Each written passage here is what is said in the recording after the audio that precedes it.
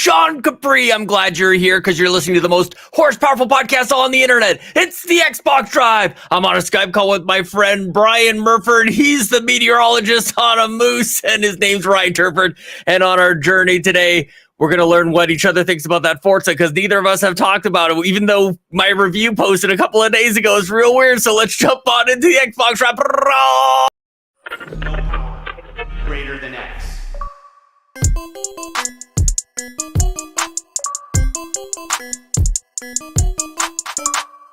Know that we have always been down. That's a 311 reference. Welcome to episode 311 of the Xbox Drive. Hello, Sean Capri. I'm blown away, Ryan, the performer. Look at this. I could have actually gone on, but I decided not to. I decided to make it quick, Sean, because it's one of those things where, I could prattle on for the next 10 minutes. Prattle? 11, but we can prattle about other things, including the weather. But Sean, it's weird that I kind of started the show this way because you almost feel like you're on the back foot now because you haven't even got to ask me how I'm doing yet. And I can just take it easy, man. You take it away from here. No, I'm good. How are you, Sean? You're talking about the back foot. I've got a broken foot, man. Like I'm just, you know what? It's good timing. I don't want to be up and about and moving. I want to be sitting down and playing video games. So I'm all hopped up on ibuprofen, drinking my Diet Pepsi. That's how I'm doing, Ryan Turford. Oh my God. I am so sorry, Sean. I got a little cocky today. I got to say, I got a little like, oh, it's been a pretty pain-free day. It's all good. Maybe I can take off this air boot for a little while, Ryan. And then my kids started hanging off me, which is the best thing ever. Until your son just absolutely like knee drops right on top of the foot. Like it couldn't have been worse. The exact, I don't know. So who knows? Maybe I'll have to cut it off, Ryan. Maybe it might be gone. I remember a similar story of, I was the type of person back when I was living with my roommate who had two dogs, and one of them was a really big dog, a husky.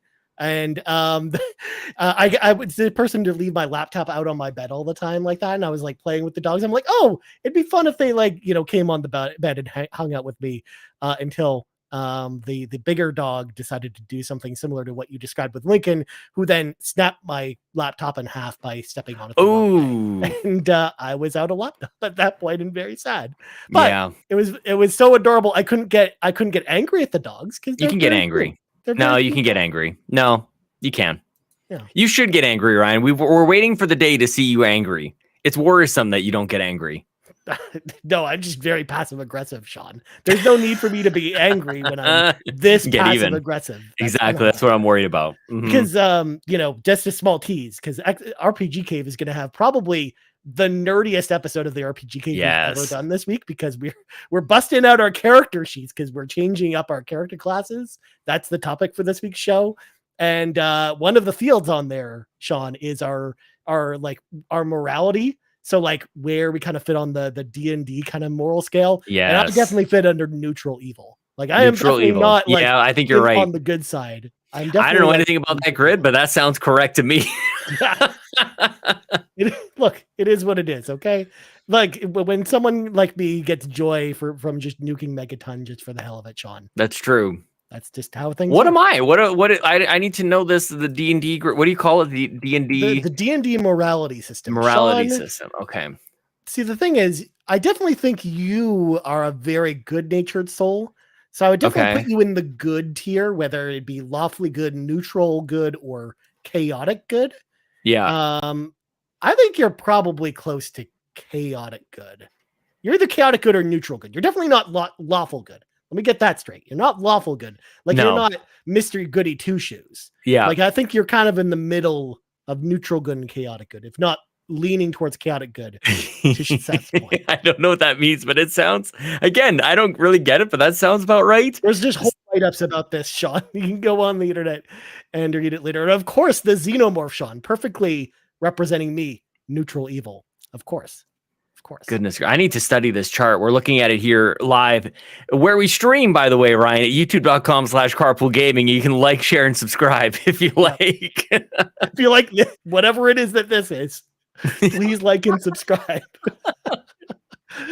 God, I don't know what's happened to this show, Sean. Ever since we moved to our new time, this show has become much more silly. Barely functions, every man. time. Every night has been more silly than the last. I mean, we're 5 minutes in the show and I haven't gotten to cleaning the garage yet. And you know what? I'm okay with that. Pin it. You want to pin it? Stick a little pin in it. You know, if I could actually send things in chat right now, if I had the chat open, Sean, I would put a little pin emoji in the chat. But I'm not going to do that because this is the Xbox Drive. We talk about Xbox all the time. So let's clean the garage. So folks at home, if you want to support the show, there's a number of awesome ways to do that. Number one, if you're watching the live stream right now over at youtube.com/carpoolgaming, or if you're watching the video on demand later, don't forget to hit that like button, smash punch that subscribe button, and then let us know in the comments below what you think about Forza Motorsport now that is kind of almost in the wild. It's out on Tuesday for everybody, but you know, if you bought in with the you know premium pack, you can play right now. So let us know what you think about Forza, or if you're excited to play it when it comes out on Game Pass on Tuesday.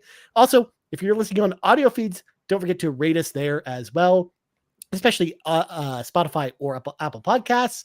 And also, if you want one big podcast with all the Carpool Gaming Cinematic Universe podcasts in it, or some exclusive content, you can head on over to our Patreon, patreon.com/carpoolgaming, just like Brian Eck and Brian Reese did. They both jumped up to the gold tier because, Sean, what did they like? Gold. They have a Dutch accent. Isn't that weird? They like gold.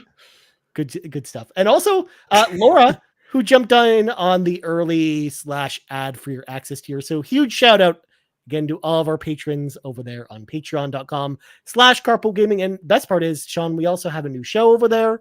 It could be anything, as well as the Patreon podcast for Patreon podcast with Amanda coming up this week. Like lots of exciting exclusive content heading over to Patreon this week, my friend. Maybe our biggest month ever. Like just in content, just in general, we got our reviews going up. We got like Court did his Assassin's Creed video, his impressions over on YouTube. I did my video review, which Ryan hasn't even watched. You know, I appreciate the support, my friend. But it's for the service of this show. And I also just want to give a shout out to Cwagmire, our newest ultimate producer. I don't know if we mentioned that last week or if that was because it was hot off the press. It just happened. Yeah. Thank you to Cwagmire. And also, y'all are going to want to listen to the credits at the end because Cwagmire is getting a nice little something. So, I made a note of it, Sean. Yeah, it's very cool. It's going to be there. Thank you, Cwagmire. So 2 other things before we go. First up, Sean, out of nowhere, you got a random message on Xbox Live from Richard. Yeah. About the show. Richard says, "Hey, man, just wanted a quick message to say I love the Xbox Drive and I'm listening to it right now while sailing the Sea of Thieves. Keep up the great work. Cheers from Wales in the UK." Thank you so much, Richard. That's awesome, man. I'm telling you, man, like my foot hurts so bad lately and I'm getting a little down on myself and messages like that and a lot of wonderful messages coming in from the Forza review. I got to say, man, like it lifts my spirits more than folks know. I don't want to come in here being all Debbie Downer. It's been a challenging go lately. And that really, really means a lot. It came out of nowhere. And wouldn't it be nice, Nintendo, if when we share our friend codes at the end of the Nintendo Drive and people add us, that wouldn't it be nice if they could leave nice messages like you can on Xbox Live? And I'm calling it Xbox Live until the end of time because I'm an old man and I don't change, Ryan. So thank you for that lovely message. And for anybody else who's been sending messages and adding friends and whatnot, I totally miss it because, to be honest with you, Ryan, I didn't know where it was on the Xbox UI, dude. I didn't know where it was. Well, the best part is, Sean, you can just pull it up on your phone using the Xbox app. You just use the Xbox app and you had it ready to go. Look at that. Yeah. I ended up finding it on PC, like in the game bar when you hit Windows G. Windows G. Mm-hmm. I didn't even know that was the keyboard command. And after, Ryan, Windows key G. It brings up your game bar. You can do all your audio settings. Your friends are all up there. Your achievements can pop up. Like I just don't know because I'm not a PC gamer. Despite there you go. Now you are. One day, of these days. You got the secret entrance code. Yeah, exactly. Are you firing it up right now? Do you want to do it right now? See what happens. I'm going to do it. I don't want to break things, Sean. So, last thing I want to touch on now.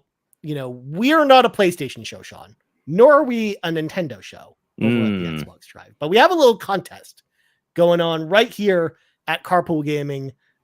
We are giving away a copy of Spider-Man 2 and a copy of Super Mario Brothers Wonder, because, a big day is coming up October 20th. It's going to be like Barbenheimer, but instead it's Spider Wonder. Of course, we got Super Mario Wonder and Spider-Man coming out on the same day. So what better way to celebrate than, of course, us giving away the copies of the game, but also we got new merch over at carpoolgaming.com to celebrate the occasion. Of course, we got a picture of Elephant Mario swinging on a spider web, pretending he's Spider-Man while also holding a little Bobby. And we've got like a cool holographic sticker to go along with the t-shirt. So any merch that you pick up, you just have to let us know that you picked up the merch, and we will give you extra entries in the contest to win Mario Wonder or Spider-Man 2. You get one extra entry if you get the sticker, and I believe it's 2 for the t-shirt, right, Sean? Yeah. No, one and three. Get Okay. three for the t-shirt. Sorry, I'm also scrolling through the website over here. Oh, good. So you get 3 for the t-shirt, 1 for thing. Or if you don't want to pick up some merch, but you still want to be entered anyways, no worries. Just make sure to rate the Nintendo Drive or the PlayStation Drive over on Apple Podcasts or Spotify, and send Sean Capri or Seth Sturgill your screenshot showing that you did that, and you'll get an entry in the contest as well. So there you go. Spider Wonder's coming up. We also got this beautiful Xbox Drive t-shirt that, of course, Sean. I'm just scrolling through the store now. You don't mind me. I'm just being an idiot. It's all good. We gotta show off the store a little every once in a while, Sean. Every once in a while. There's good stuff up there. So you're good stuff. Definitely go check that out. Carpoolgaming.com is where you'll find the Spider Wonder merch. Get hyped, because I'm excited. October 20th is going to be here very soon, Sean. 14 days away before we're going to be playing Mario Wonder and Spider-Man 2. It's going to be great. It's a day where I can take off work and ignore my family and responsibilities. I'm going to be playing video games all day, my friend. So look forward to that. Just stares from the corner of your room. Is like, I wish Dad would play Mario. Oh, damn! You're probably right about that. That's probably true. It's probably true. Oh Sean. my gosh! All right, Sean. Well, let's grab our 8 tracks, pop them in. It is time for the playlist. So before we get into Forza, I want to know from you, Sean, did you play anything else besides Forza this week? Because I have one game I want to mention and talk about first, but I'm curious to know if you did. It's the same game as you. Oh, we both played NHL 24. Like a little bit. I played a couple games worth, just a touch. Yeah. I downloaded the free trial because of Game Pass, which gets you EA Play, which gets you 10 hours of these games. And I was watching our very own Court Lalonde stream here at twitch.tv/carpoolgaming live. It looked like he was having a great time. And so I decided to do the thing. I downloaded the trial, and curious to hear your thoughts on it, man. Yeah, I played a bunch of games. I didn't play for too long. I played for a couple hours, but I really enjoyed it. But I also will say, I was expecting a pretty big change with all the things they were talking about. And you do notice, those when you're on the ice. But I also felt like everything outside of the actual games themselves felt exactly the same as last year's game. To the point where one of my favorite things, and the thing that I always love to do in NHL whenever I play them, is be a pro mode. I famously earlier this year did a full season of Be a Pro. I played 82 games, and then I did a full playoff run to win the Stanley Cup for the Florida Panthers, Sean, the greatest team of all time. And as a result, I was really excited to see what they did with Be a Pro this time. Literally, I started the Be a Pro mode, Sean. It was literally the same cutscene from last year's game. Was it really? And then you go into the character creator, which is almost exactly the same. And then you go to the literally all of the events that lead up to the preseason games themselves, all exactly the same as last year's game. So it just feels like they didn't really touch it at all, which kind of makes me a little bit sad. I need buttons for like clips and stuff, because this is the Breaking Bad, like, he can't keep getting away with this moment. Yeah, it kind of is a little bit. Yeah. Because I wish there was more. I wish they would make like even incremental changes, and maybe there are. Like maybe I just haven't gotten far enough into the season yet to see any new changes that they might make to the formula. But I just honestly felt like it was very, very much just the same game as last year as far as Be a Pro mode. However, when I was playing the individual games, Sean, I felt a big difference. First of all, I like the new camera angle it kind of starts you on, where it's kind of like overhead as opposed to kind of the isometric kind of angle. Oh, you like Start that? I showing. feel like that's a throwback to like 97. Yeah. They used to have the overhead like that. Yeah. But I also felt like I kind of like the new controls as well. Have you played around with the new controls at all? I saw the option and I skipped right to what I would always use. So it looks like you can start to use like face buttons instead. Yeah. For like hitting and things like that. So it's not for hitting. You use them as skill buttons. So rather than using everything on the analog stick, you're like deking and shooting with the analog stick. But then when you want to get really fancy with it, you use the face buttons. But then you're still, body checking with the right analog stick, and then still using the triggers to do passing as well. So it's interesting. This is reminding me because I've put my foot in my mouth a few times where you and I understand something a little bit differently. And I'm trying to remember. The one was the PDF thing where I said to you, like, how you can't attach something to a PDF. And people are like, I think it was TPR. It's like, actually, you can. So, but this gets me into tricky territory, Ryan, where sometimes I think you might be mistaken about something like the PDF thing. And I couldn't be more wrong about it. But sometimes I also think you're mistaken about something like the population of Japan. And I should have leaned into that a little bit more. I mean, it's one of those things, Sean, where I'm human. I make mistakes. That's true. But mostly you're correct. So like, I'm telling you, I just want to like pull the curtain back a little bit for other people. So what do you think I'm mistaken about, Sean? I want to know. I think you can still hit with the buttons. I think you're right. I think you're right about the extra skills with the face buttons, but that's when you have the puck. I will say that with the control scheme I selected, Sean, you couldn't.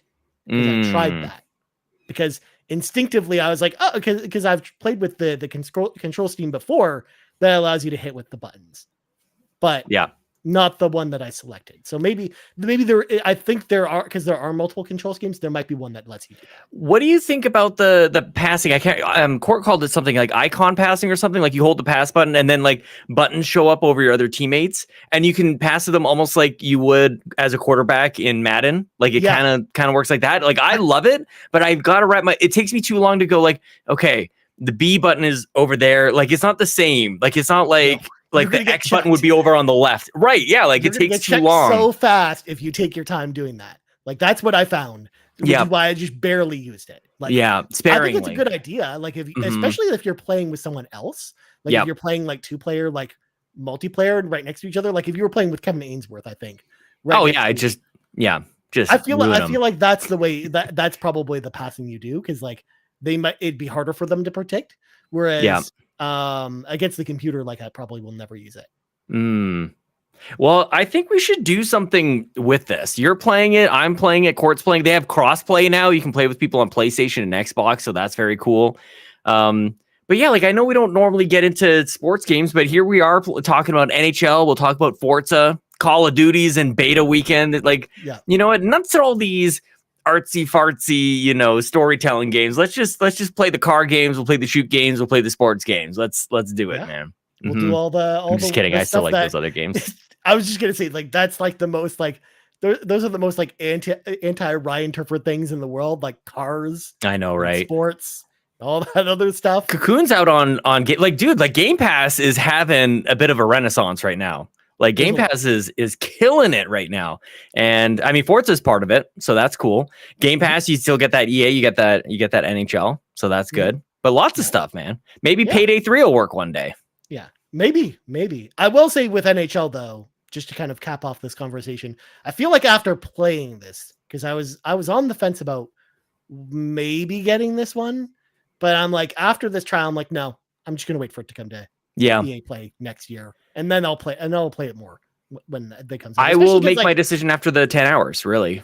Yeah, like it would be different if I felt there was a big difference between Be a Pro where it is now versus last year, because then I would probably be more excited about getting it. But I think that kind of killed it for me, where it's just like, yeah, this is fun, but I can just kind of wait till Stanley Cup playoffs next year and just keep playing 23 from last year, which is still on Game Pass. So I mean, that's how we grew up, dude. We didn't buy every year. We bought every second year. I remember the first time I met a friend who's like, I buy NHL every single year. I'm like, what? Are you rich? Like, what? How is that possible? Well, maybe they're just really into it. I mean, they were rich. They made a lot of money. A lot of people take the same stance with Call of Duty, Sean, where they don't buy Call of Duty every year, despite the fact that it comes out every year. That's true. That'd be a good. Yeah, I mean that makes a lot of sense. Yeah. Like this year, I don't think I'm buying Call of Duty. I think I'm not missing this one. And I blame Tony Baker, by the way. I don't think Tony Baker realizes this, but it's Tony Baker, one of our ultimate producers, a number of years ago, just out of nowhere, like gifts me Call of Duty. I'm like, what the heck, dude? And from then on, I'm buying it every year. Like, for whatever reason, it's completely unrelated. It makes no sense that would trigger that. But I buy it now every year because he bought it for me one time. To be fair, like you, me, Tony Baker, and Joel used to play a whole lot.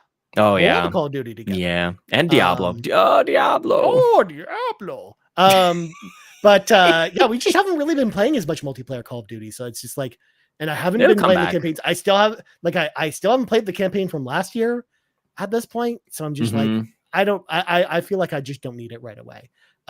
In fact, I'm more tempted, Sean, to just pick up Immortals of Avium, because Immortals of Avium is half off literally everywhere right now. It's like $40. So I'm like, oh, I'm down for that. I'm actually much more interested in that game maybe than Call of Duty. Call of Duty can wait a while. Put it in the Game Pass.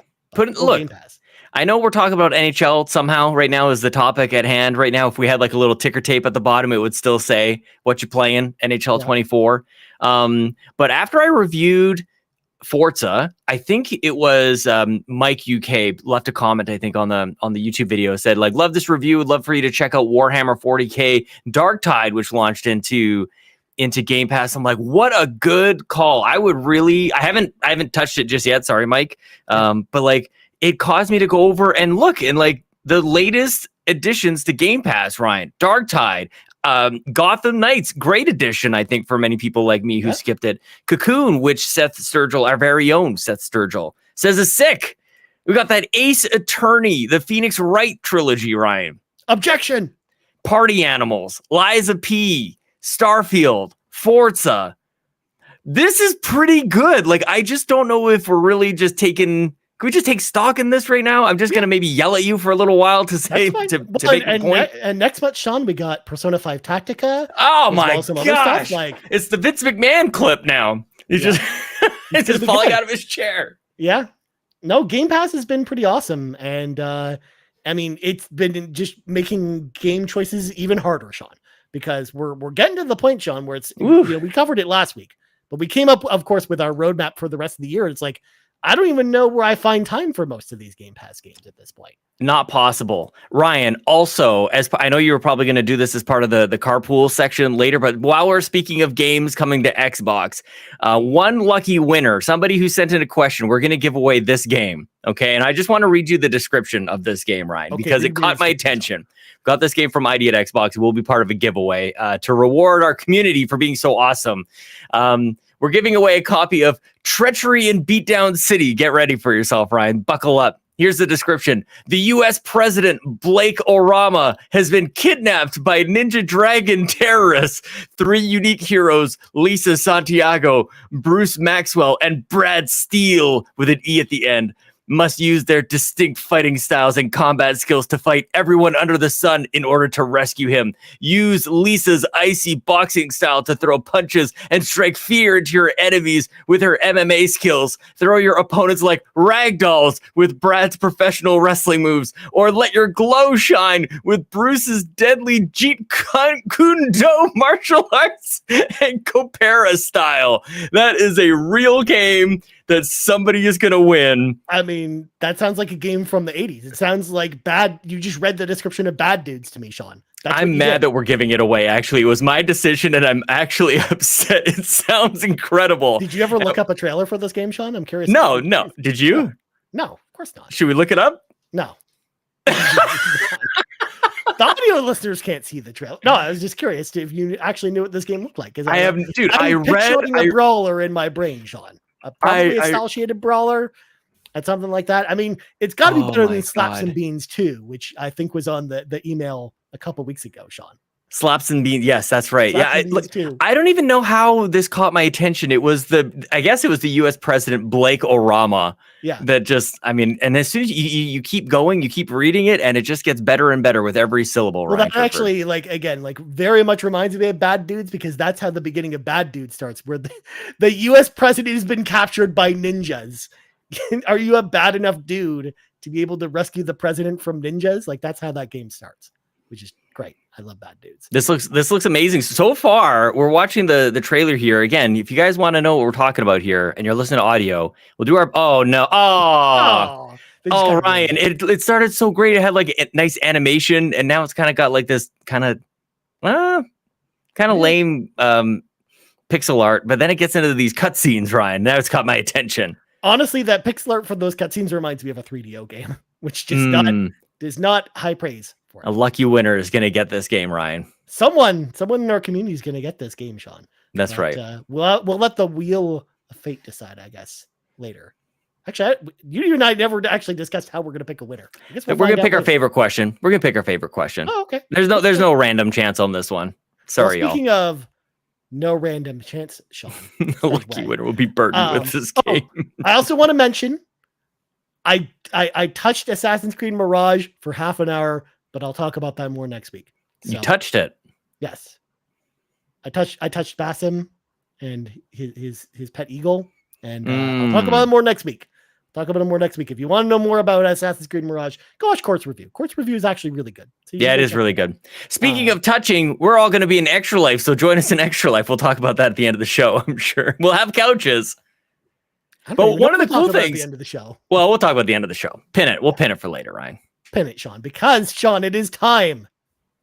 Talk about Forza Motorsport, the game we have both been playing. The game that has seemingly consumed Sean Capri's life at this point. Because, Sean, I don't know how many people outside of Xbox who've played this game more than you at this point. Look at your playtime.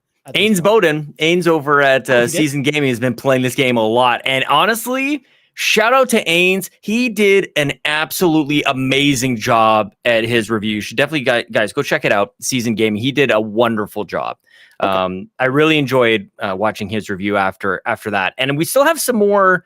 We have some things in mind. I wanted to make sure I got my review out before I started kind of talking to anybody else. So Forza is kind of a moment. You know, this is about as important as it gets for Xbox. And coming off the heels of Starfield, I feel like these two, Ryan, back to back, totally fine for the release schedule. It's not like Forza Horizon getting chopped at the knees by Halo Infinite a couple of years ago. That's not good. You can do this, Xbox. This is fine. Yeah, a month apart's fine. And also, too, like, it definitely just different games. Forza, well, there's that, too. But and Halo Infinite is very different from Forza Horizon, I guess. I feel like it's the same kind of group, though. I feel like it's the same kind of people who can go from one to the other. I'm not sure that's the case for Starfield and Motorsport, but maybe I'm wrong. Well, it's also, too, I think it helps that from what I've know from talking to people, a lot of people have kind of fallen off of Starfield. Like, there's still people playing it, but it's not like it's because it came out a month and a half ago. Like, just not everyone on Xbox is still currently playing that versus what happened with Halo, where it's just like, well, everyone who owns an Xbox probably is a Xbox person because they like Halo. So they're more likely to jump into that. So I think I never know how to make a call on any of this stuff. Like, I don't even know who's playing Roblox. So like, but everybody's playing Roblox. So I don't know how to make a comment. I mean, I still look at Sega and they're releasing 2 big turn-based role-playing games a week from each other next year with Yakuza, Like a Dragon 8, and of course Persona 3 Reload. I'm like, how does this move make any sense? But I'm sure it makes sense to them, I guess. I don't know. But anyways, we're here to talk about Forza. The interesting thing that folks at home may know, Sean and I did not talk about this game at all. We usually, a lot of times, when we're both playing the same game for review, we'll usually talk about it. But this time we decided to do something a little bit different and not talk about it at all, to the point where, I went and watched Sean's review on mute while I was tapped over to support the channel, but I didn't listen to it. I didn't see any of the visuals, so I couldn't read Sean's lips or anything like that. So I have no idea how Sean feels about it. In fact, I was like desperate, Sean, because I was in the later parts of my night shift at work, and I really wanted to come watch the live stream of you streaming the game the couple nights you streamed it this week, and I knew that I just couldn't bring myself to do it. Couldn't bring myself to click that button because we're like a newlywed couple. Don't look at me in the dress. Just wait until the day, Ryan. Well, it's bad luck that way, Sean. It's bad luck if I know what you find. That's true. So, yeah. So I'm excited for us to finally be able to tell each other, Sean, how we feel about Forza Motorsport, because Forza Motorsport is lucky son of a gun for us both telling it how we feel about it. You know, That's true. what's happening right now. That's true. Yeah, we're making waves. We're making waves. Well, I'm curious, like, because anybody who listening to this, I imagine a lot of people would have watched the review at youtube.com/carpoolgaming. And if you haven't, what are you doing with your life, man? Like, get on over there and watch it. So a lot of people know what I think about the game, but I'm curious. Maybe you kick things off, Ryan Turford. I was just going to suggest that because look at us. Talk about this game on social media either because I didn't want to spoil Sean. So I literally have not talked to this will be the very first time I talk about this game, how I feel about this game. First of all, I'm not super far in Forza. I haven't played it a ton because, you know, since I wasn't reviewing it, I wanted to kind of play the game at my own pace. And that only equated to like 6 or 7 hours of playing the game. So not that much.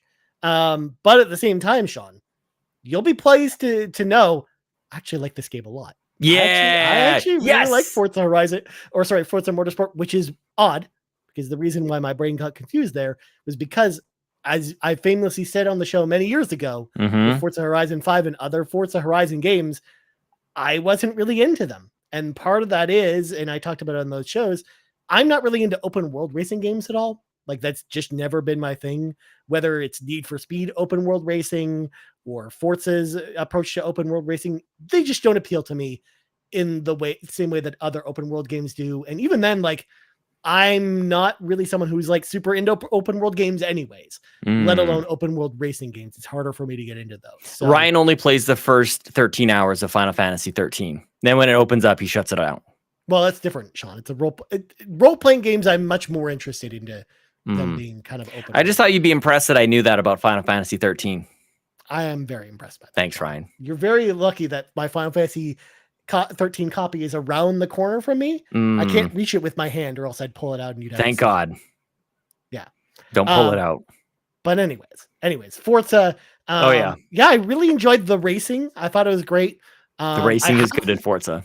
I have some nitpicks about the game that we'll kind of go through, especially because I've talked about this, believe it or not, on the PlayStation Drive when I was hosting the PlayStation Drive when Gran Turismo 7 came out.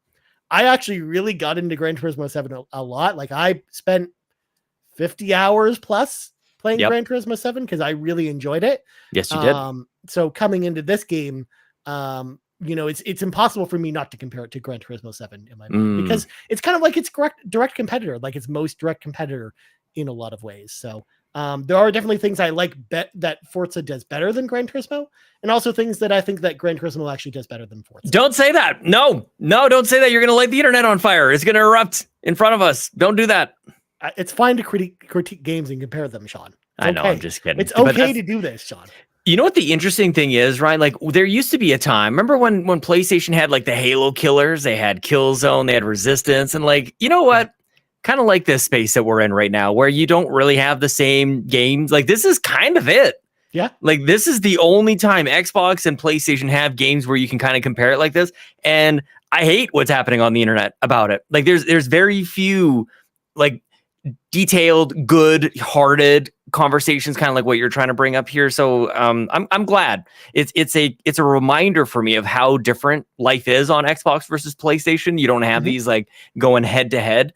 But it should be an interesting conversation. And I just wish that we could have it without like I said, like lighting the internet on fire. Because one of the reasons why I think it's important to have that conversation is because that's how both games get better. Totally. Kind of looking at what the other one does better than it and trying to improve those aspects with each new release. Like like we saw that that happen throughout the entire like Xbox PlayStation 2 era, where games were coming out much more frequently, like they iterate on top of their competitors, which I hope we see more of that, because I think like having more games kind of in this space, like this kind of shared space, only makes the games better. Totally. Yeah. So, it is tough to, I mean, and on that note, I guess the only thing that I will say, well, I don't know if it's going to be the only thing. I had Gran Turismo 7, and I think it was because it came with our PS5. I'm like, where did I get that from? I think that's how it happened. I think we ended up having to, because now I remember. Oh, how could I forget, Ryan? Oh my god! Because GameStop forced us to buy. Like, remember when it was so hard to get them? They're like, well, you got to buy the bundle and you got to buy a controller and also a game. You end up spending like $6 trillion to get a damn thing. And Gran Turismo was the one, because I'm like, let's have this thing show off the power of the SSD, and I'll send scans of my ears to Mark Cerny and whatever he's gonna do with it to make the thing sound good. So I wanted to like check it out, and I thought Gran Turismo was a game. Didn't like it. I actually gave it to my brother for his birthday. Yeah. And he loves it. He likes it. I've been watching some videos on this. There is one channel, I can't remember what it was, but kind of like a racing dedicated channel that focused on the camera between the two games. I'm not going to get into the graphics or anything like that. In fact, I'd love to just go into Motorsport and just somehow turn the brightness down or something, maybe adjust that, because I think that is an edge that Gran Turismo has.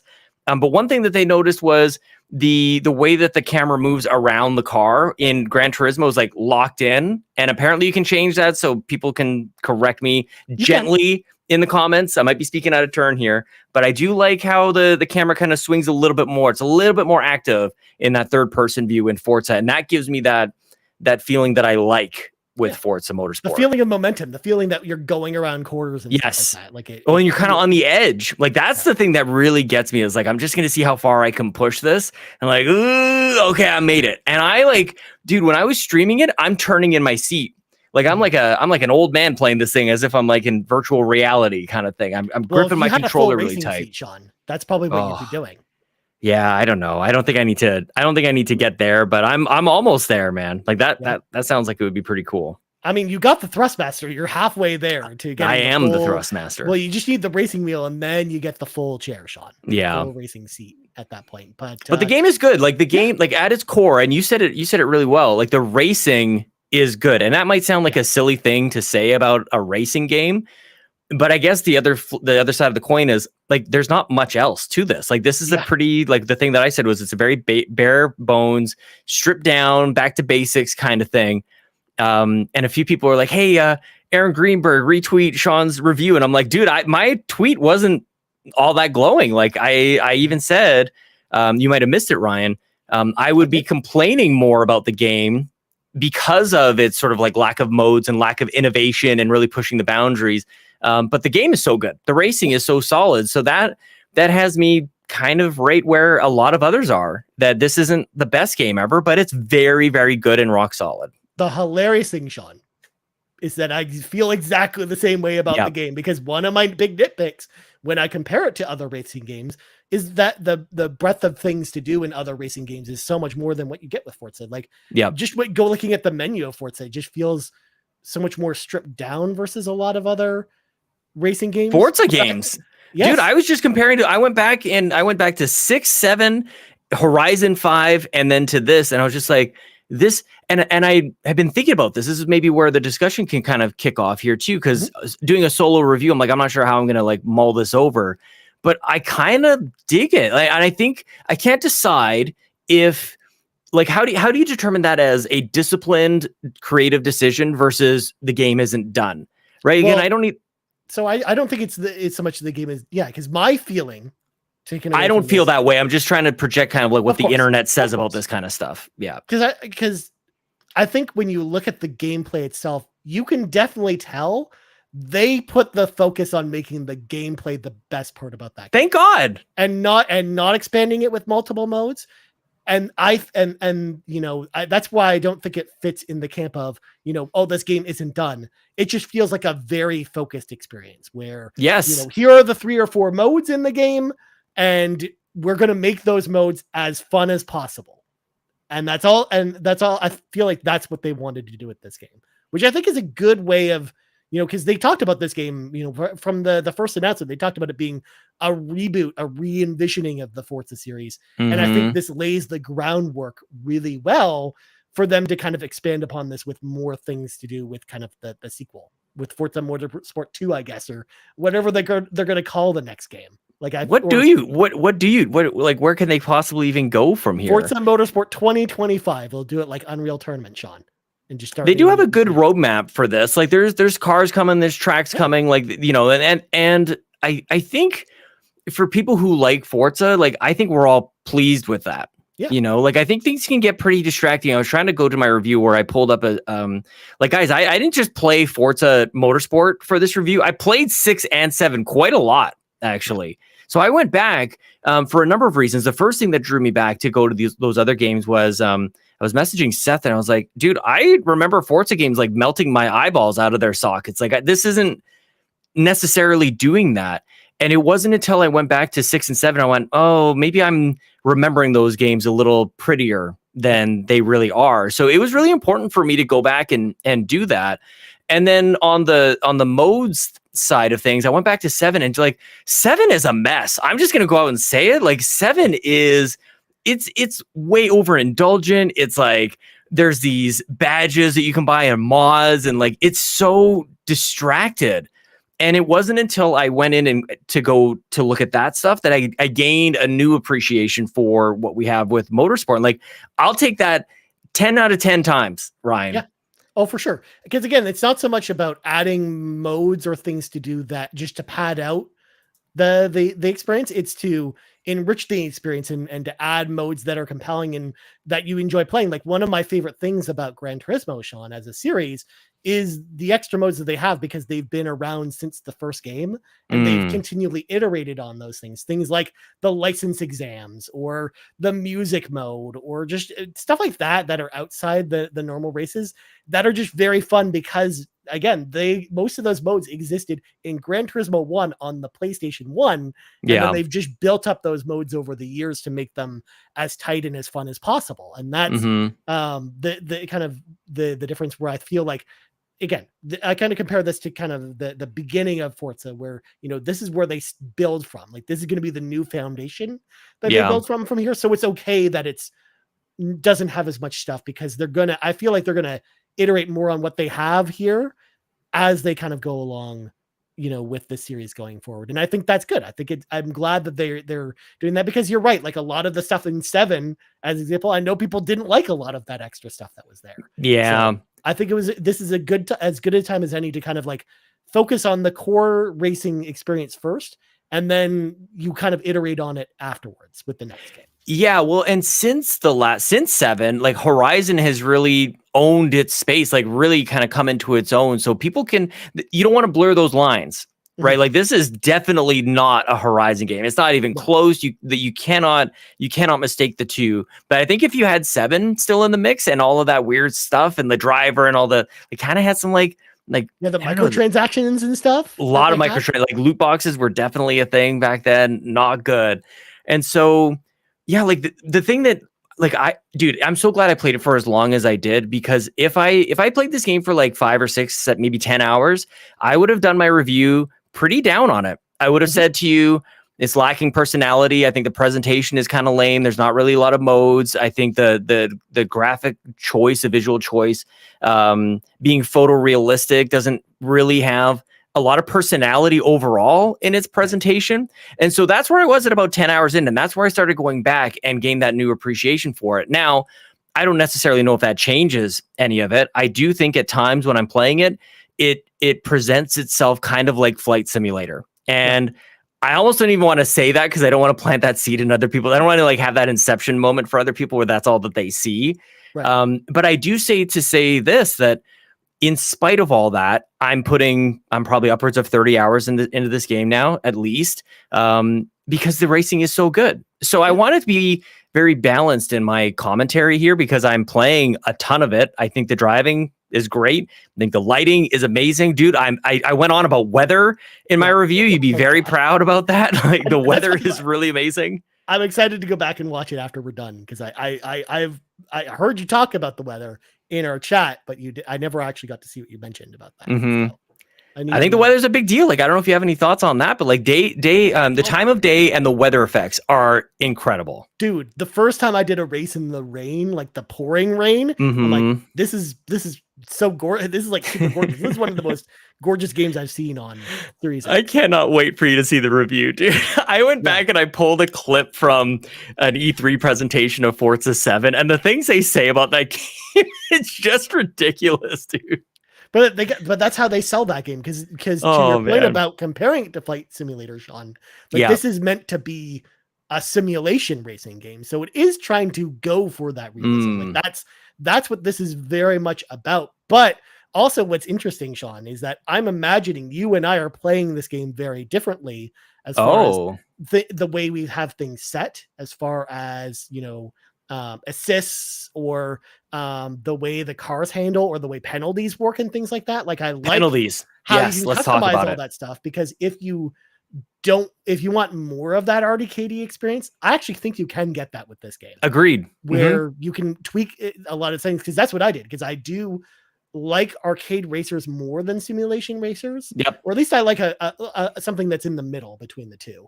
Because I don't like off-road penalties. I think they're stupid. Like I just don't really like that kind of thing. So I go and turn all that off, and I have and you know what? I have so much more fun after doing something like that. Whereas, you know, like in previous Forza games, I would usually leave all the assists on, but I've been, you know, challenging myself to, as I play this game, to then turn more and more of the assists off as I go. So then I kind of get better at the game, kind of like the approach you take to a Souls-like game, where you know, playing the game helps you be better at it.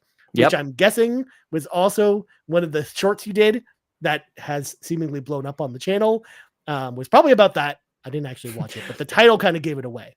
Yeah, it does. And that is a bit of a hallmark here. I want to ask you about these driving assists that you're turning off, because I did go on. This was my like nerdy. I've been playing Forza for a long time. Like with 6, you would turn off driving assists and you would get bonuses for it. So if you had a full driving line, you get no bonus. But if you had braking line, you get 10% bonus. If you had no driving line at all, you get 20% bonus. That kind of thing. But they took it away in 7, and it's not back here. And so I'm always curious on like, why would you turn it off? Like what like. You're one who walks into the game wanting sort of like that more arcadey experience. Just turn them on. Like, is it really just the Dark Souls kind of reward of just getting better? Like it's just more just challenging myself. Like just, laying out the challenge at my own pace. In a lot of ways where I like, because you know, we've talked about it before, but I actually like hard games, Sean. So it's like I actually like challenging myself with video games sometimes. So messing with some of those settings and kind of gradually learning the game that way to make myself better, making myself better at the game, I think really that's like the best approach for me. Because I noticed, as an example, when I took off the full driving line and went to just the braking one, I noticed a definite difference in my ability to, you know, read the tracks and know how to drive properly. And then I went to no driving line at all. Oh, I don't even have the braking line anymore. Well, and I feel like I'm doing even better in the races now that I have that, because now I know, you know, how the game operates. Like I've learned the game now. I think you're handling the review next time. Holy cow, we got a pro in the house here. I would be lost without the braking line, dude. I'm driving as fast as I can for as long as I can until that line is red. And I'm like, okay, I probably should take it easy here. Because I mean, in Gran Turismo, I did something similar as well. Like when my approach to that game was like this one, where I started with full driving assist and then I pared it down as I played through the game, and that's how I found like I was getting better, to the point where I was, you know, easily winning even on the hardest difficulty in Gran Turismo towards the end, because I felt like, because I had gotten so good without the assist turned on. So, what driver setting are you at? Because there's the one thing about this game, you know, because simulators can kind of scare people away, but like there are so many ways to make this customized for like anybody of all skill levels. And one of the more basic ways is like the drive-a-tart difficulty level that can be 0 all the way up to whatever it is, 10 or something. I'm about midway through. I'm at about a 4 or 5. Oh, I'm at 8. Well, there you go. Yeah, you handle the review next time. Yeah, so you're winning. Like, winning look the at race this. by like 10 seconds, Sean. What the heck? Like, what are you on, manual transmission too? Like, what else you got going on here? No manual transmission. Automatic. I'm an automatic transition person. I want you to be streaming this from now. I want to see this, Ryan. You probably don't want to see me streaming this game. It's probably better I just stream Ninja Gaiden instead. No, I got to see this. I want to see this no driving line, max difficulty, winning everything. No, not max difficulty. I'm at 8 out of 8. Ryan's on the honor rolls out here. I'm sure as the campaign goes on, because I'm only playing the campaign at this point. So I'm imagining when I get 10 to 15 hours in, it probably gets a lot harder. So I'm imagining, like, because I'm still early enough where I can get away with the difficulty being that high. Jump on multiplayer, dude. Multiplayer is very fun. And the other night we were playing and we made you can party up. so you can bring all your friends and jump into a lobby of strangers, and it was great. The one thing though, Ryan, that like as far as playing the game goes, the thing that I noticed is I'm playing the same track, same cars for quite a while. Like you got that practice round, you got a qualifying round, you got the actual race itself. And again, like for me, I kind of really, this game dropped at the perfect time. I got this nice dedicated amount of time for the review. I had a deadline, like everything just clicked for me, which was really good. I don't know if that's like representative of how everybody is going to be playing this. I don't know if that's different for you. But what I found was, and I found this out afterwards, so this is going to sound like I'm just like reading from the press release. But I did find that I was driving the same cars for a long time and upgrading them and getting to know them. And then I learned that was by design. Like that's what Turn 10 wanted to do, was not give you $1 trillion to go from car to car to car. Like I really like all the systems here that keep me with the cars, keep me upgrading the cars. Like the currency that you get is very RPG, I would say. Right? Like it's not cash that you use to upgrade your cars. You basically get car XP. And you put that into your new engines and your exhausts and your braking systems and whatever else. And that to me was, like I said in the review, like that to me was like a skill tree. Yeah. And I like too that you can be as hands-on with that as you want to be, or if you just want to press the auto upgrade button, it still does a great job even with the auto upgrade button. It really does. So like I think you can win both ways there. And and actually, to your point, Sean, it was 4 hours in when I finally bought my first car.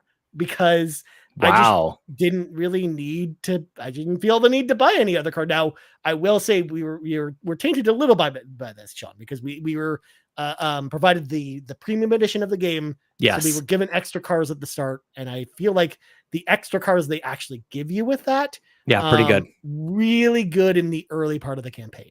Yeah. So I never really felt to buy another car. Like I had like $800,000 saved up. And I could buy all these cars, but I'm like, I don't know if I'm just going to stick with the one I like that I've been playing with.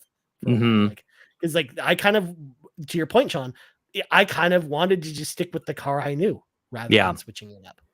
Well, and that's funny you should say that. What we were playing, I think it was last night, there was a multiplayer mode. And we all had to play kind of like the same somewhat selection of cars. And I would not have picked this car. It was some Oldsmobile GT car. Right. I never would have picked it in a million years. I'm like, dude, this thing is the Batmobile. Like it is enormous, like the Adam West Batmobile. So I'm driving it around, and all of a sudden it kind of like starts to drift a little bit around the corners, and it's like, this feels great. It feels so cool to just like kind of spin around, kind of get you on that edge of control just a little bit more. So I do like it every once in a while when you get into the career mode, especially where it's honed in on categories of cars, and it's going to force you to do something that you don't think you like, but it's probably going to be good because it's Forza. Like the game is really good. So yeah, I've been enjoying those little surprises when they do come up as well. Yeah, dude, this game is super fun. First of all, I'm so glad I gave it a chance because I could have just done my usual Ryan Turford, racing approach where I'm like, I know I'm probably not going to like this game. I'm not going to give it a chance. But, it's something I talk about a lot on our show is where it's just like, I like to go out of my comfort zone every once in a while and try a game that's not in a genre I don't like. And I'm glad I did with this game because even though I haven't played it for a little bit because life's kind of been busy and that's part of the reason why I stopped. I definitely am feeling the itch to go back to Forza again and play a lot more of it. So, well, now it's this is a staple. Like now I'm starting to get these games that don't get removed from my Xboxes. I've got Horizon, I've got Motorsport, I'll have the annual Call of Duty, those kinds of things just like stay on there pretty much forever. So it's just another 100 or so gigabytes. I was just going to say that's why they will never be a staple on my Xbox, Sean, because it's way too big for that. Yeah, I do have the expansion. I don't have one, so it takes up way too much space. Because I have basically four big games installed, all over 100 gigs, and that's half my hard drive right there. One thing I didn't mention in the review, and I I regretted it somewhat was, and I'm not really a Digital Foundry type of person, and I think there's a lot of creators out there who are regretting trying to be Digital Foundry lately. Yeah. So shout out to you guys. But there's 3 graphics modes here. There's performance with ray tracing, which dynamically adjusts the resolution, and then there's visual mode, which is like ultra settings, full on ray tracing. The ray tracing bounces off the ray tracing, which bounces off like the fabric of time. Space time or something. I'm not really sure. But Ryan, that runs at 30 frames per second and shouldn't be even included. Don't play it at that. I was just gonna say the first time I picked up the game, Sean, that's what I selected. Was visual?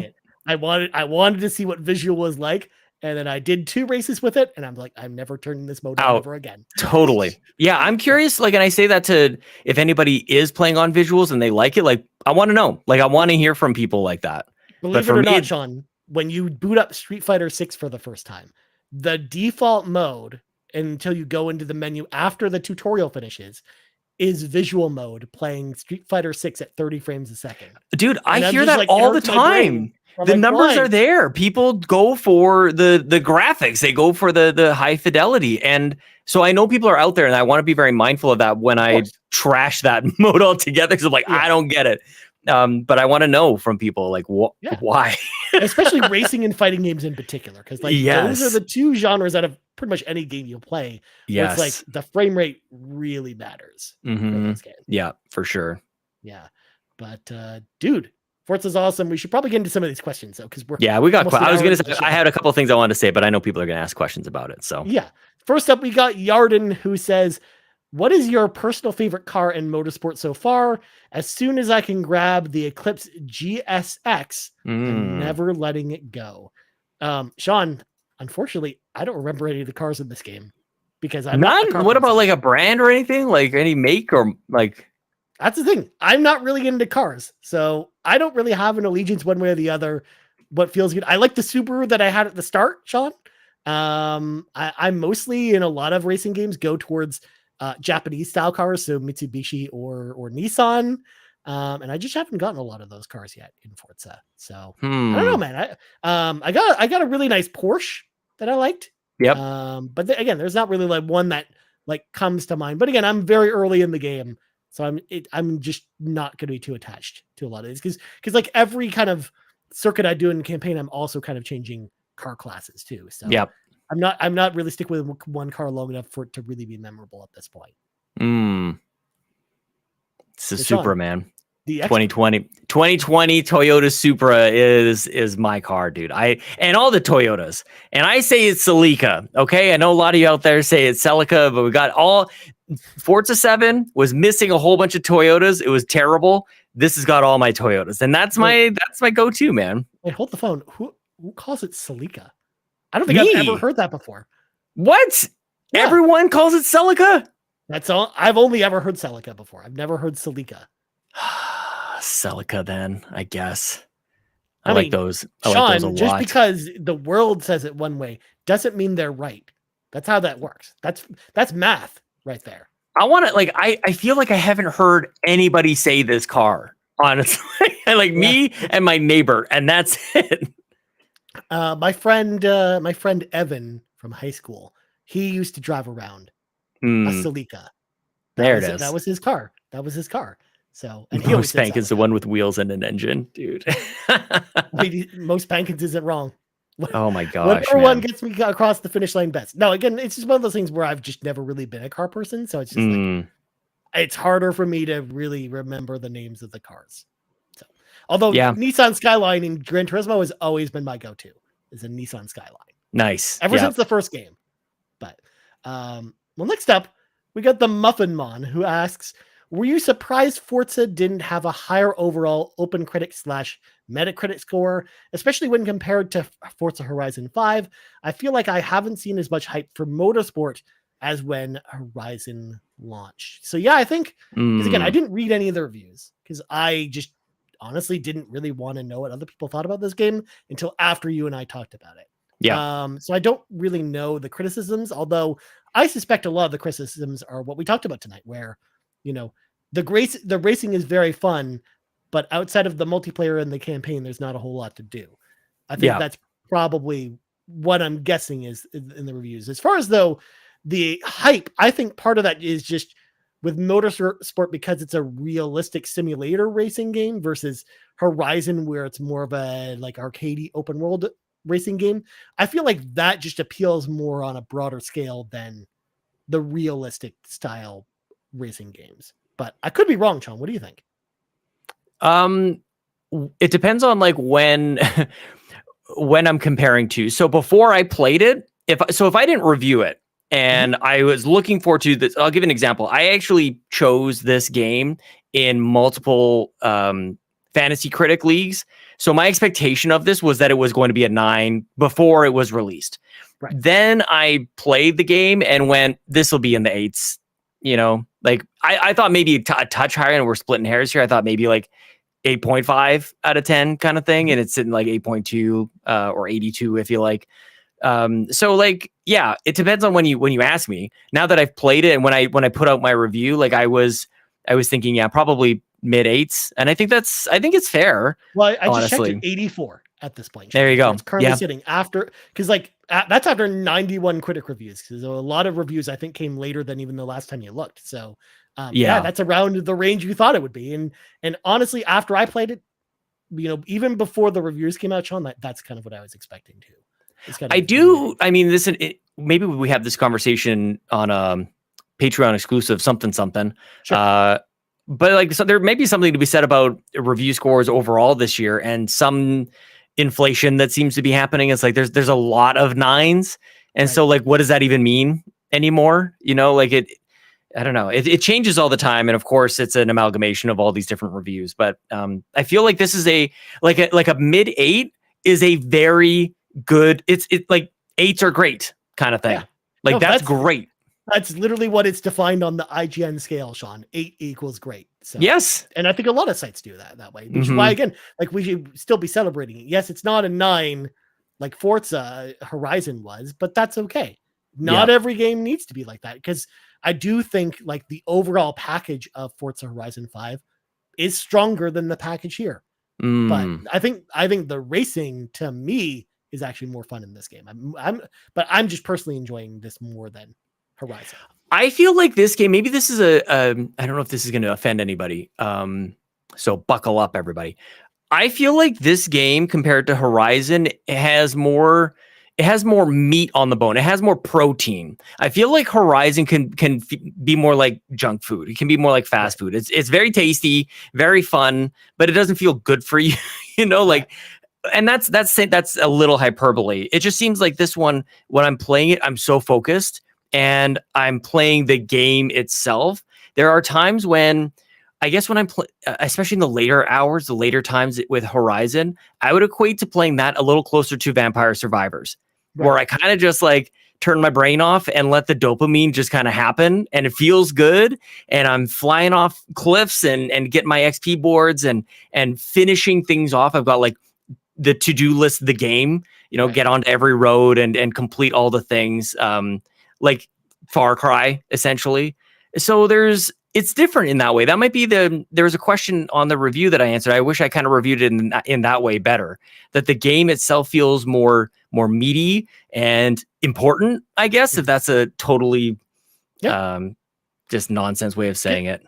Yeah. Well, the way I would equate it to, bouncing off your point, Sean, would be like Horizon feels more like a podcast game where you can just turn your brain off and just listen to podcasts or watch TV and also play Forza and just have a good time. Can definitely multitask. You can't do that with this game, because you will totally, because that happened to me a couple times, John, where I just went straight into the wall without breaking it all around a turn because I wasn't paying attention. Totally. Yeah. Streaming this game is very difficult, by the way. Yeah.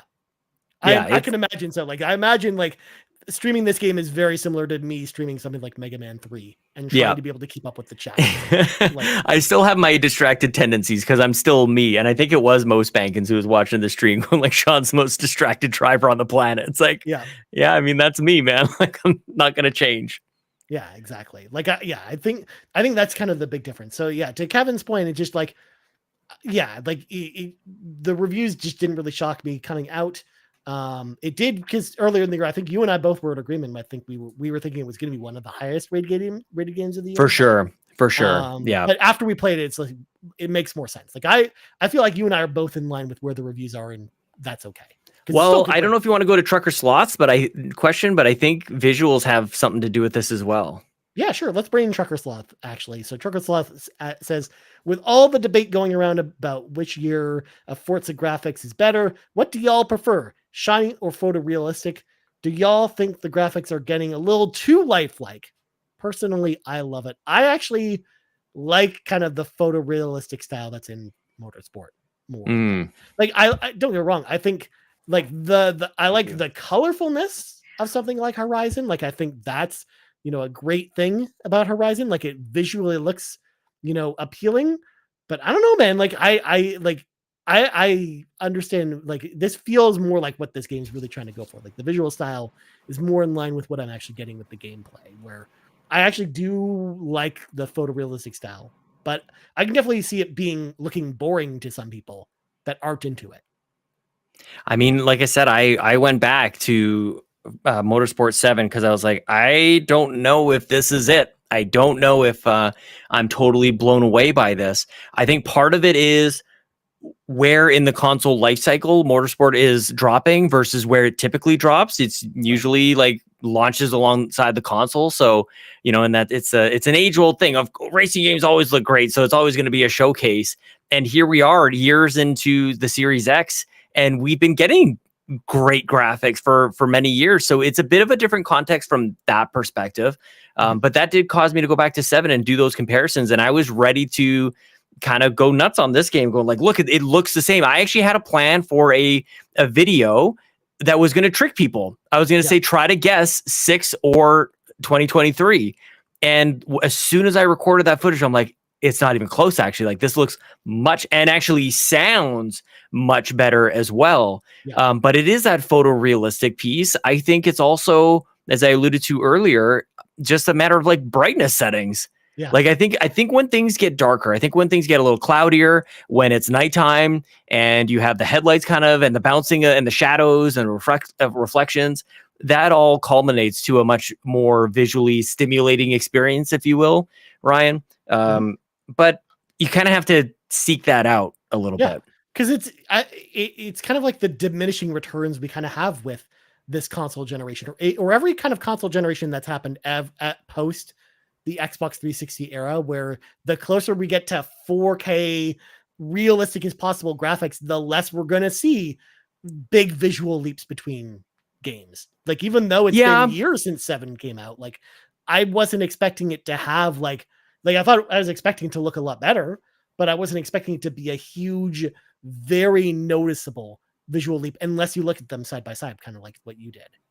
That is what it takes. And I think that's what has sparked so much of the debate. And even though I still play it and I've done the comparison, I kind of have to remind myself to that comparison to go, yeah, this one does actually look quite a bit better. So I guess like maybe where I do land on this question specifically is maybe I do like shiny better. Like, it's a little bit more primal that I like that more.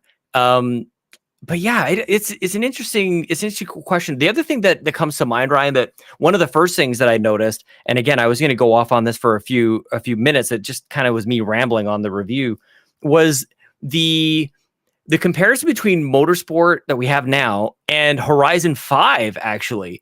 And Horizon 5 has better graphics than it has any right to do. Like, it's open world, it's enormous, and it's just dynamic landscapes versus tracks here. And there's only so much detail that you're going to put into like the press box on the side of a track. It's just basic, like, plain geometry.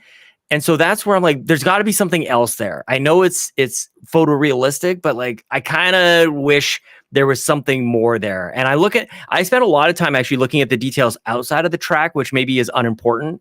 But I felt like that could have added a lot to, again, that personality and the overall presentation to it. It's still pretty plain on the side of the track. So that's kind of, I wish there was more there. And I think part of that is just the locations you're in too. Like, that plays a big part of it, where, in the Horizon games, you're racing out in, the volcano or up a volcano or whatever. Whereas here it's racing tracks that exist in real life. And most of them are pretty boring to look at, or at least as boring, because they look just so like real life. Like, you're not really getting a lot of visually interesting tracks there because it's trying to emulate real life. Like that's just what it's going for. But at the same time, I like some visual touches. Like when you're doing the practice race, I like when you look up in the bleachers while you're driving around and there's just less people there during practice because no one wants to come watch practice. Good call. Nice. There's a couple people there. But when you actually do the full race, there's people with signs and people cheering. Oh, like wow. You can actually hear them Nice. if you've got headphones on. And I thought that was like a really nice touch. Like there's little things like that I noticed the more I played the game. So like, I think there's just they put a ton of work into just perfecting the detail that they can perfect there. But you're right, like they're not like putting fantasy courses in here or anything like that. So it's just gonna look like your boring old normal racetrack. Laguna Seca, which of course has been around forever as an example. I remember racing Laguna Seca in Gran Turismo 2, and it's the same track as it is in this game. I guess what I'm trying to say with this one, Ryan, is yes, that's the case, but even still, the details in the background aren't perfect. And I guess that's where maybe some people are coming from. Like it is photorealistic, the road that you're driving on and everything in sort of like your narrow tunnel of vision looks great. But as soon as you go outside of that, like to me, I feel like that should be perfect at this point. And maybe that's a stupid expectation to have, but I did spend a lot of time looking at some like posters along the side and there's banners and all these other things, and it's not great. And even sometimes the reflections seem to come off of the car at half or a quarter of the frame rate. Again, like Digital Foundry will do a much better job looking at that sort of thing. But I was noticing those kinds of things that like not quite there. And I might spend some more time between now and next week, although I might jump to a different game. We'll see. Might spend some more time on my PC. Okay. I did find in my time playing on PC, because I've got this ultra wide, which was very like you got to play a racing game with an ultra wide. But I did have my performance kind of going a little bit all over the place. I was trying to max things out, and I don't have the hardware to have ultra settings on everything. Right. So and I didn't want to be messing with that. I didn't play it at all on PC. So because you might also notice more of that stuff playing on PC, because on console, maybe because I only played console, like maybe that's part of the reason why I didn't just notice this much stuff, or I just honestly to do what you were talking about, whereas like sitting at the start line or pausing the race and then looking around at some of that other stuff. Like I was mostly. Where are you playing? Like, are you playing at that desk that you're at right now? Or are you on a TV somewhere else? I don't have a TV. Well, that's what I thought. Yeah. So because for a lot of the review, a lot of the stuff that I was playing, I was here at the desk playing on the screen here, just kind of like it gets split in half. But the reason I bring it up is because I'm very close to the screen that I'm playing on. Yeah. Because like I'm playing on like a 32-inch 4K monitor. Okay, that could be different too. Yeah. So what I was playing on, like it's ultra wide, but it doesn't go 4K. Right. It's essentially a gigantic 1440p screen. Yeah. Like mine is 1440p, but it'll do 4K at 60 frames. Yep. And like I still played on my 4K LG. It's a 55-inch out there. So I played on everything. I played on my Series S my Series X was here on my computer, 1440p, brought it back out to the TV, played in 4K, played my Series S upstairs on my plasma TV from 2012. Shout out to that one. So that was, and that actually looked pretty good. Like 1080p on a plasma, like on a 1080p on a 1080p screen looked really good. I think it might've been Shy Guy, maybe MoSpankins, mentioned playing the Series S didn't look as good as they expected it to. And I can't speak to that experience because I didn't play. Sometimes a 1080p or not 4K signal on a 4K TV can look kind of blurry, but I didn't play it like that. So I don't know. Well, moving on. We got more questions, Sean. So Seth Sturgill, friend of the show, says, "Hi, friends. Which Xbox character should be made into an anthropomorphic talking car, a la the 2006 Disney Pixar Owen Wilson vehicle?" See what I did there? Cars, because Forza cars. I get it. Yeah, I don't really know. Like the weapon from Halo Infinite. Yeah, should be the car? Weapon. Mm-hmm. Yeah.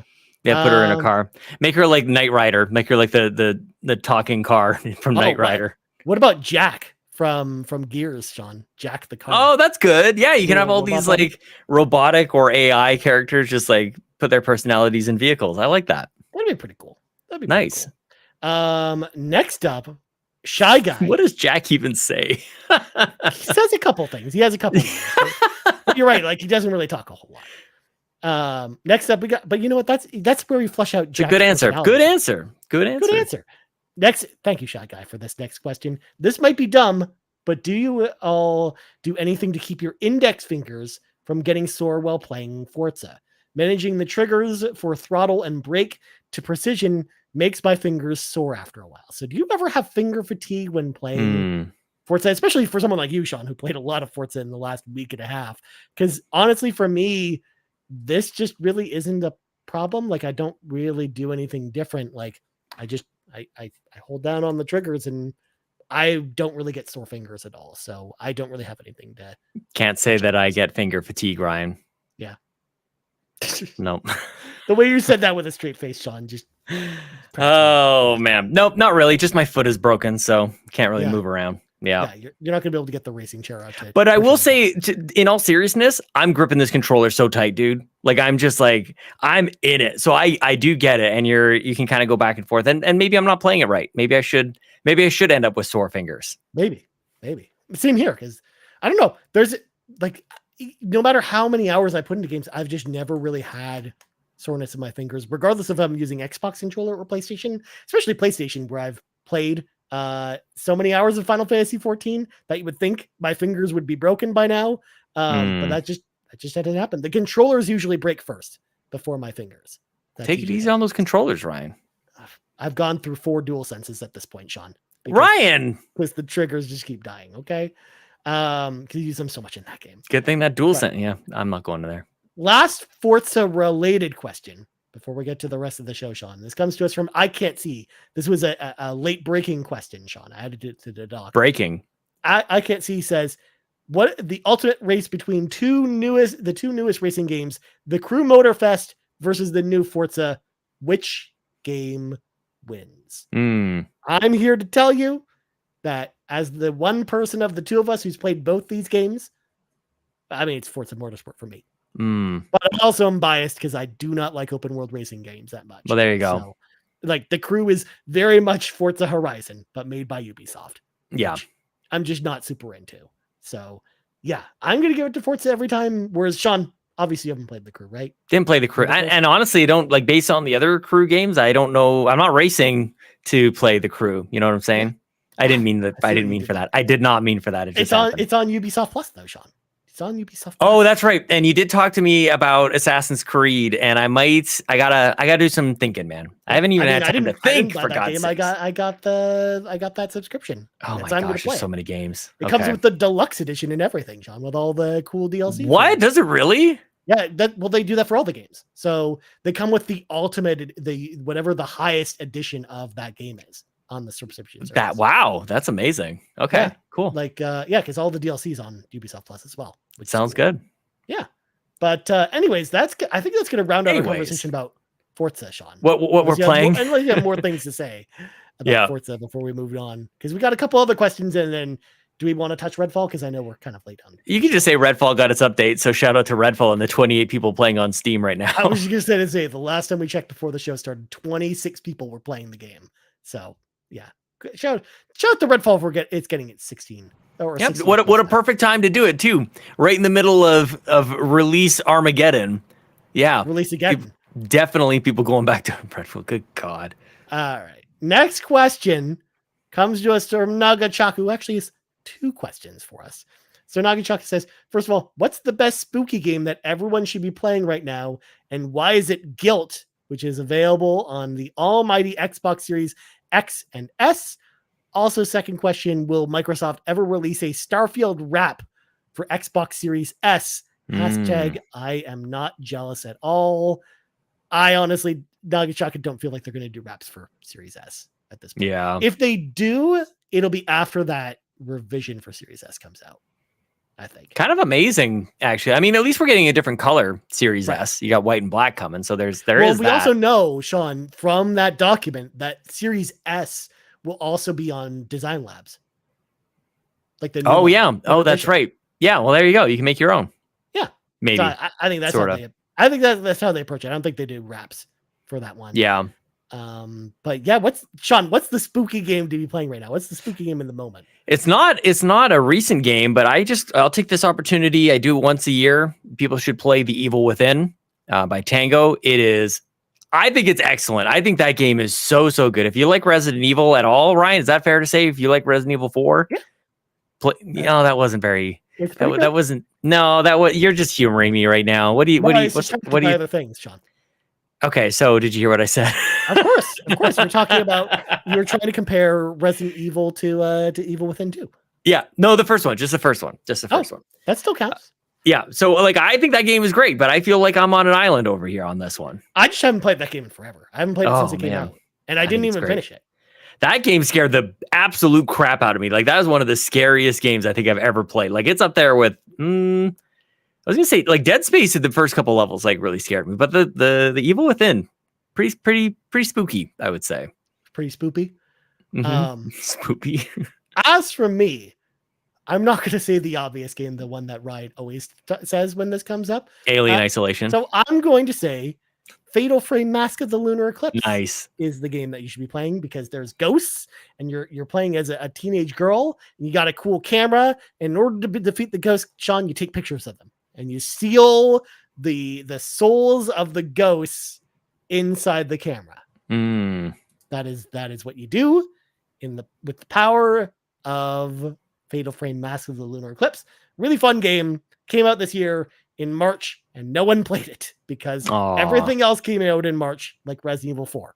So, speaking of sealing ghosts away, Ryan, shout out to Ghostbusters on the 360. That's a good one too. That's a good one. Yep. Also, I'm going to throw out there a game that I saw a lot of people tweeting about recently, Texas Chainsaw Massacre. Ooh, that game is really good. Nice. Like that's actually a really awesome game too. Like I've only talked about it on the show once, but that's a game where I like sometimes I'll just when I'm feeling like I just need a quick game of something, like I'll pop in and do a couple quick games of Texas Chainsaw Massacre and have a ton of fun every time I play. It's really fun. Cool. Yeah. Nice. I mean, more than anything, I like just playing as the evil hillbillies and just murdering all those teens that want to escape, Sean. So. Speaking of spooky stuff, Ryan, I'm just going to go out here and say it.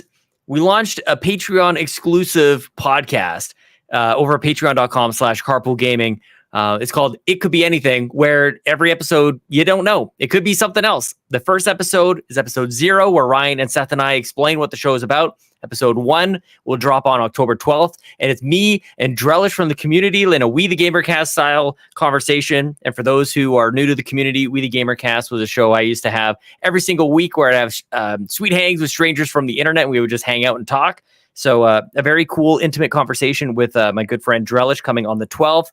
And then before the end of the month, me, Ryan, Donnie, Reese, talking about 5 horror movies that I've never seen before that I'm watching right now, and we're going to rank them. So stay tuned for that. So if you like we got lots of stuff to talk about in October. Yeah. We got the Spider-Man, we got the Mario, we got this Forza thing.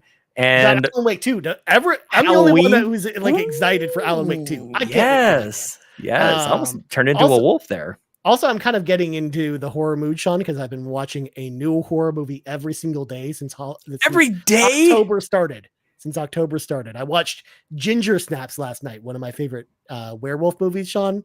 Also, one of the best Canadian horror movies ever made. Really, really good movie. So, there you go.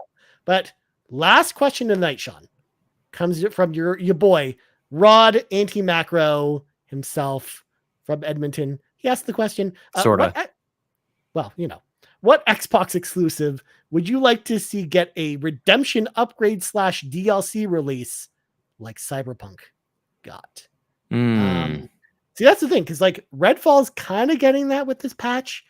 And like the other answer I probably would have given if we didn't see the comeback was State of Decay 2. But that game's really come around as well. So the one I'm gonna say that's gonna blow Sean's mind is Crackdown 3. I'd be here for that. Yeah. I actually was one of the people, because we got to review the game for Game Moose back in the day, and I was one of the people who liked it a lot more than everyone else did, because I just had fun just like doing silly things and going around the city and blowing stuff up. Like I don't know. I had a ton of fun playing Crackdown 3.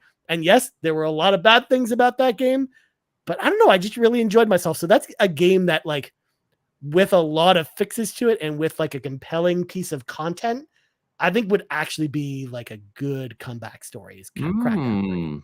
But what do you think, Sean? I'm also going to go to the Xbox One era, and I'm going to go to Recore, Ryan.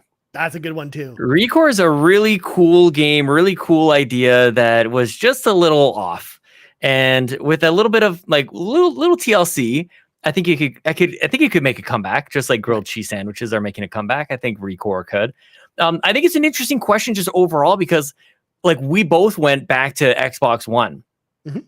Like, right. And I guess we just skip right past Redfall. Maybe we didn't really have any hope for it at all. It's just that, I think it's, Halo Infinite could be the answer. I think it's too early to say that with Redfall because Redfall, we're still like, we just got the 60 frames per second patch today.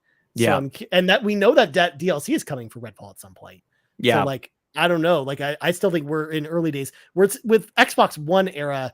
It's not super old like 360 games, so we're not going too far back. But also, it's like we're going. But it's also like we know the full lifespan of those Xbox One games, so it's easier for us to come up with that. That's true. Well, and for me, I read the question as like a game that had at least some hype for it, and your answer for Crackdown like fits the bill big time. It's like the power of the cloud. Definitely, like it was a showstopper. It was one of the first 3 games that launched day and date into Game Pass. Like it was an important release. And remind me who's the guy who led Recore? Didn't he? Oh, it was Keiji Inafune, the creator of Mega Man. There it is. Yeah. Like that's a big deal as well. So yeah, I think those are. But honestly, like if I took 2 more seconds to think about that answer, it'd be Halo Infinite. I would love for Halo Infinite to have a cyberpunk revival. I think that would be enormous. I think that's actually that's actually a good answer too, because that was the original plan with Halo Infinite. Yeah, that was the whole reason it was called Halo Infinite in the first place. Yeah, they were going to build on it forever, and that was going to be this whole thing. Like that's why the campaign ends on a cliffhanger, because we were supposed to get the answer to that cliffhanger like that next fall as DLC, and they just didn't do it. So. Yeah, like it's too much. And honestly, Sean, you want to know my honorable mention is, and you'll be sad about this one. Quantum Break would be. Oh, I was thinking the same thing. Yeah. Whereas, like, but I think the game doesn't need anything else, though. But I also feel the same way at Recore as well. Like I feel like the game of Recore itself doesn't need anything else. But like a lot of people's problem with that game is it was like 3 hours long, and they wanted more of it. Like I think that's the difference. They should be not as good at games then, because I suck at games. True. Like that was long enough for me. I didn't say Quantum Break. That's why I said Crackdown instead, because I knew Crackdown was a much worse game. Yep. Because honestly, we've had like a lot of those success stories in Xbox, like State of Decay 2, Sea of Thieves. Like there's a lot of their games have kind of turned around like that. Like they've turned around the ship on some of those games. So Grounded. I mean, Grounded was early access. I guess that doesn't really count. But I mean, that only got better as it went on. Like I just said an answer to argue with myself just now. That's true. But anyway, Sean, I think that's going to do it for tonight's show. We're an hour and a half in. We should probably wrap. Good God. I mean, we had a lot to say about Forza and cars, and we probably could have actually talked about Forza for another half an hour. But Sean, where can people find you on the internet? You can find me on Xbox Live. My gamer tag is Sean Capri. Just like on Twitter, Sean Capri. Sean like Connor Capri like the pants. And also on a bunch of Patreon exclusive stuff. We got the Pants podcast. We got that It Could Be Anything. You can check me out over there and find me in the Discord. I'm pretty active in the Discord. Wallowing in my own pain of my stupid broken foot. I'm sorry, man. As for me, you can find me on the old Twitter at Ryan Turford. You can also find me on Xbox Live at Mirage3166. You can also find us on Twitter at Carpool Gaming. If I had my Nintendo Switch with me, I'd read off the friend code, but I don't have it with me. And last but not least, you can find us right here, youtube.com/Carpool Gaming. Of course, podcast services around the globe. So for Sean Capri, I'm Ryan Turford. This has been the 311 episode of the Xbox Drive, because we're going down. And we're out. We're going down. And No power greater than X.